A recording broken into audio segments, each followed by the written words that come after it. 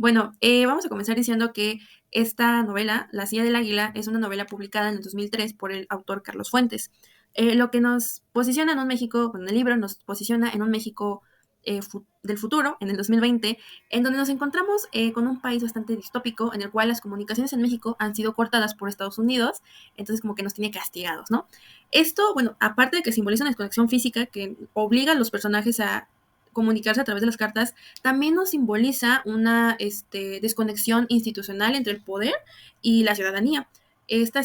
esta, esta falta de transparencia y de los canales de acceso a la información. A través de esta crisis de telecomunicaciones, pues se refleja una crisis de comunicación democrática, en la cual la información es manipulada y también controlada por aquellos que ostentan el poder, limitando la libertad y pues la transparencia. También nos podemos dar cuenta en este libro que, bueno, cada personaje representa sus propios intereses y ninguno, la verdad, parece preocuparse por el bienestar común, por el bienestar de los mexicanos. Vamos a hablar también de algunos de los personajes más importantes que nos parecieron a nosotras. Estamos conscientes de que existen más personajes dentro de la obra, pero a nosotros nos pareció que estos cuatro personajes de los que vamos a hablar son de los más importantes dentro de la obra, ya que pues acarrean toda esta narrativa, ellos hablan a través de las cartas y podemos darnos cuenta de, bueno, conocer el México que se plantea en el libro. Vamos a hablar primero de Tácito de la Canal, que es el jefe del gabinete, es un manipulador y calculador, pues que mueve los hilos detrás de la escena, ¿no? Tenemos también a Bernal Herrera, que es el secretario de Gobernación, es un hombre ambicioso y pues sin escrúpulos. Tenemos a María del Rosario Galván, que es una mujer seductora y vengativa que pues utiliza su encanto para lograr sus objetivos. Y como último personaje tenemos a Lorenzo Terán, el presidente de México en el libro, que se enfrenta a una situación bastante difícil, pues sus subordinados y aliados han comenzado a conspirar para ocupar su lugar, para ocupar la silla del águila. Voy a leer también una frase del libro que creemos que encaja muy bien en esta primera parte, que es el contexto de la novela, y que nos puede dar en esencia cómo son los personajes, cómo se mueven y cómo es el mundo retratado por el autor Carlos Fuentes, que dice, la política es la actuación pública de pasiones privadas, incluyendo sobre todo, acaso, la pasión amorosa, pero las pasiones son formas arbitrarias de la conducta y la política es una disciplina. Esta frase pues nos hace referencia a que sí, la política es una disciplina, la política tiene que tener planificación, tiene que tomarse decisiones con base a la racionalidad y también a la lógica. Sin embargo, también nos dice que la política no es esto siempre, no es esto siempre, es solamente, está influenciada por la emoción, por los deseos de las personas que ejercen estos cargos públicos. Está influenciada por las ambiciones, por los miedos, los amores, los odios, y todas estas emociones se manifiestan a través de las decisiones y acciones públicas que toman estas personas dentro de cargos importantes. Y otra vez nos da a entender y nos dice muy a la cara que justamente estos personajes no se encuentran preocupados por el bienestar público, no se encuentran interesados por la ciudadanía, solamente se encuentran interesados por ellos, por su ambición del poder. Pues la verdad no es nada alejado a lo que vivimos en el México real, en el México actual. Pasamos al segundo punto, que es el poder ejecutivo y la figura del presidente. Aquí, bueno, en el libro se nos plantea que en la silla del águila, el presidente está en el centro de esta disputa del poder. Sin embargo, esta disputa del poder no está, estos participantes de esta disputa no son líderes, no son líderes fuertes y ni siquiera son líderes benevolentes. Entonces, el poder se ve debilitado por una falta de un Estado funcional y una administración confiable. Sin un presidente comprometido con los intereses de la ciudadanía, el poder ejecutivo se convierte en una plataforma de ambición y control, vulnerando la estabilidad de la democracia. Bueno, los personajes desean ocupar esta silla no para cumplir los ideales democráticos, sino para satisfacer su propia ambición. Y bueno, investigando un poco, me salió un dato curioso.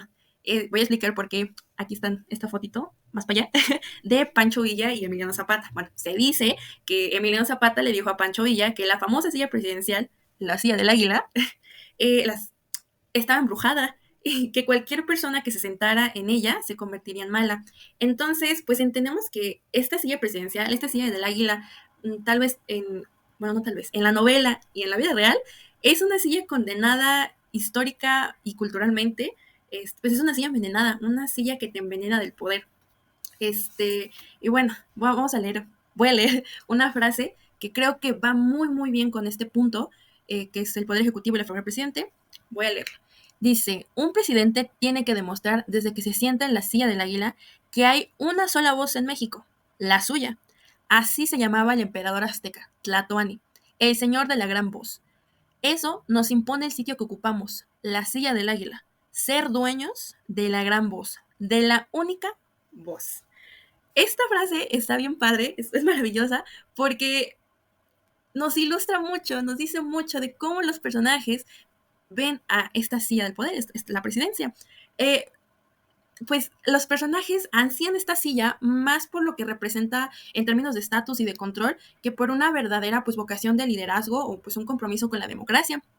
En lugar de ver a la presidencia pues como un compromiso con el bien común, los personajes de la novela y pues lamentablemente también nuestros mismos políticos de la vida real ven a la silla pues como un trofeo de conquista personal.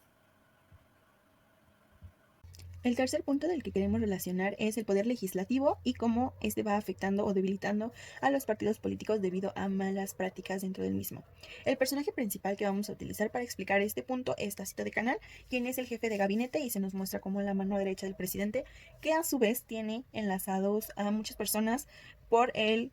clientismo. El clientismo es una serie de favores que se va haciendo en cadena y al momento de querer cobrarlos, esta es como un círculo vicioso del que no te puedes salir debido a que debes y tienes la responsabilidad de hacer algo por alguien.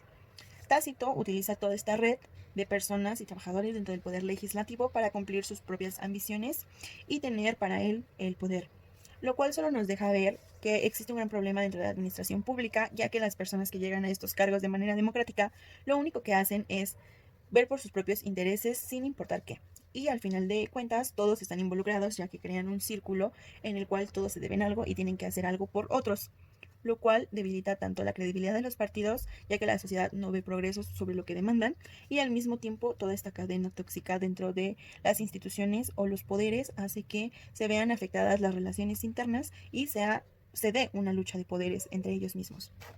El cuarto punto con el que queremos relacionar el libro es el poder judicial y la falta de autonomía que éste tiene. Dentro del libro no se nos deja en claro alguna situación o un personaje, sin embargo, sí se nos habla de manera indirecta sobre el poder judicial y cómo algunos jueces y magistrados ceden a ciertas peticiones debido a presiones, debido a favores o debido a que se crea esta cadena de clientismo de la que ya venimos hablando.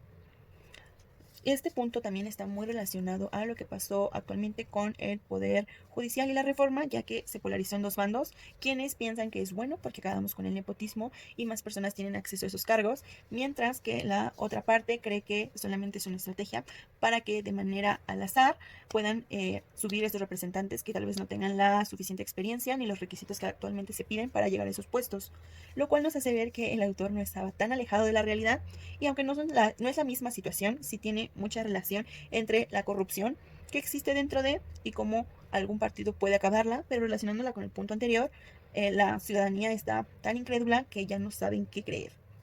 Retomando lo del Poder Judicial, actualmente se está viviendo una situación similar como la que se plantea en el libro, donde la gente duda y no sabe si realmente está pasando lo que dice, lo cual deja al Poder Judicial sin autonomía debido a toda esta corrupción interna que se va creando gracias a diferentes factores como la presión o este suceso que les hablé anteriormente, que es el clientismo, lo cual nos deja en la duda de si realmente existe el Poder Judicial o está siendo manipulado por alguien más. Bueno, pues pasamos al quinto punto, que es la desestabilización de los tres poderes y la amenaza a la democracia. Aquí en el libro se nos presenta a México como una nación donde las instituciones pues ya no cumplen con sus funciones y donde el desequilibrio de los poderes lleva a una crisis de ingobernabilidad. Cuando estos tres poderes se ven envueltos en una guerra de intereses personales y partidistas, la democracia es una mera fachada. En lugar de funcionar como una estructura sólida que garantiza el bienestar colectivo, el sistema democrático, pues la verdad se ve como una red de alianzas y traiciones, donde el pueblo pierde toda la capacidad de influir en las decisiones de su país. ¿Quién le asegura hoy a los mexicanos, cansados de una democracia que se confunde con la pasividad, no opten por un liderazgo autoritario que al menos dé la sensación de seguridad y rumbo? Pues bueno, la verdad esta frase muy buena para este punto nos da a entender y nos dice que cuando la democracia no produce estos cambios visibles o no resuelve problemáticas cotidianas de la gente como, no sé, la inseguridad, el desempleo o la desigualdad, puede ser percibida como pasiva e ineficaz. Una democracia que pues la verdad no logra ser efectiva o resolver problemas reales puede llegar a desencantar a los ciudadanos hasta el punto en el que se comiencen a buscar soluciones alternativas que podrían incluso restringir su propia libertad y optar por un modelo más centralizado y autoritario. Todo esto con el fin de dar una sensación de seguridad y rumbo.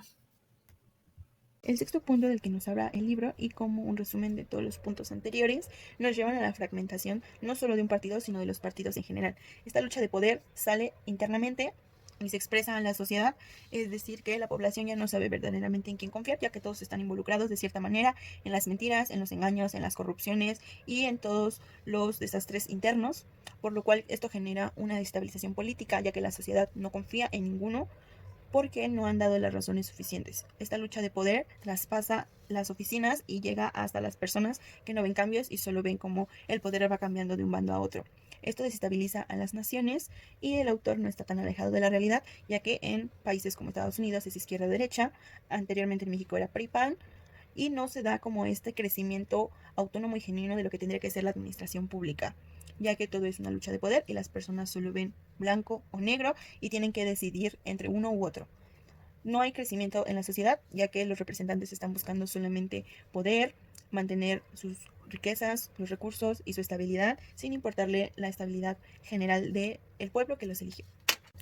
Las conclusiones de este libro pueden irse por diferentes sectores, sin embargo, a nosotras nos gustaría concluir con la capacidad que tuvo Carlos de la Fuente de leer la estructura y el sistema de la administración pública mexicana, de tal manera que en 2003 predijera lo que pasó en estos años y hoy 2024, muchas de las cuestiones que se abordan en el libro son una realidad, una fatal realidad, ya que el ámbito público, la administración pública en nuestro país está sufriendo una crisis. Las personas no creen ya en la política, cada vez hay menos interés en ellas. Toda esta cuestión de elegir a alguien simplemente por lo que propone y no cumple. La administración pública está seriamente afectada en nuestro país debido a la corrupción, debido al clientismo, y todo va relacionado con esta cadena de favores que se ha ido llevando durante 20 años y no creo que acabe,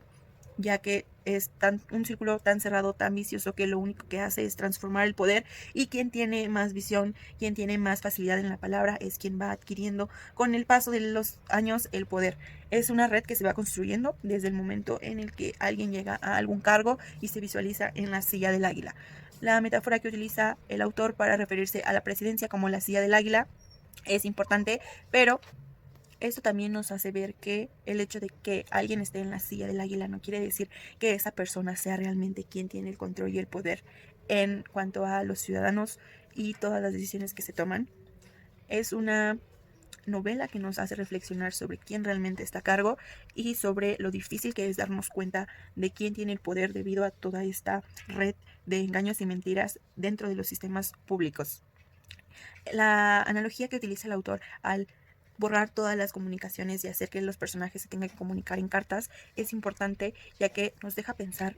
en qué es todo eso que se dice y nosotros no sabemos quién es quien realmente tiene el poder. Aunque nosotros veamos a una figura que elegimos democráticamente en cualquier cargo, no quiere decir que sea esa persona quien realmente está en el poder, y eso tampoco quiere decir que la persona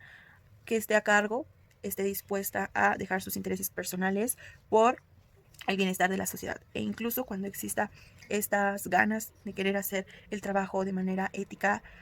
si se debe un favor o se está dentro de este círculo de clientismo, es de igual manera muy difícil poder saber si las personas son o dicen la verdad, lo cual va a crear una destabilización pública, tal vez no hoy ni en los próximos años, pero sí va a haber un punto de quiebre si no hay un cambio y si como sociedad no nos informamos y pedimos transparencia y ética para quienes nos están gobernando.